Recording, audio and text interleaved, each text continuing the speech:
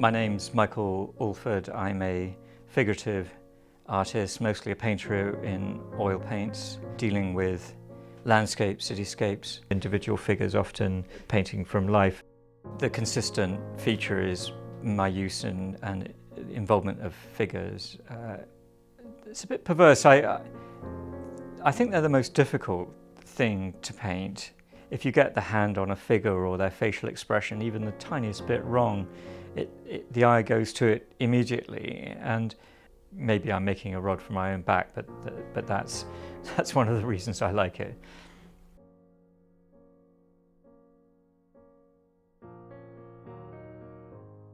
The type of painting I admire and what I try to achieve is to convey the maximum amount of information with the minimum amount of work or apparent work, because often doing that actually involves a huge amount of work, but I hate it when you can see that work in the finished product.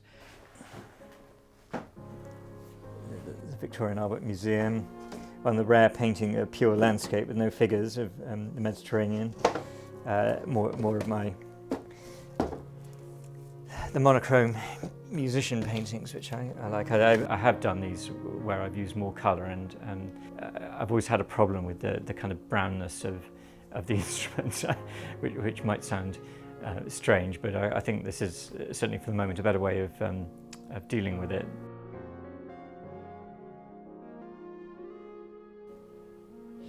I find that the way light behaves in the evening and in the early morning much more interesting, particularly in winter, than during the day. To me, it's when cities like London really come alive and acquire a degree of mystery and interest that just isn't there in a normal sort of working day. I don't often set off with an idea in mind. I recognise it when I see it, and then I can come back to it. And even the simplest little sketch in charcoal or something noted down in a scrapbook. I mean, you'll see around the studio there are these very, very small sketches which are of a practical size to make colour notes, and then if they work on a small scale, the composition works, build them up into something bigger. One of the great things about painting as a profession is that there is no limit. It's that constant sense that there's something further to aim for that I like.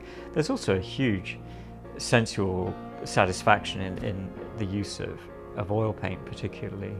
It's fluid, it's sticky, it's thick, it can be thin, it does an awful lot of unexpected things, and that sort of engagement with something that's slightly unpredictable. It's the degree to which you can control it or let it control you. When it's going well, it's great, and I wouldn't be doing anything else in the world. I mean, I can start in the morning, and the day is just not long enough.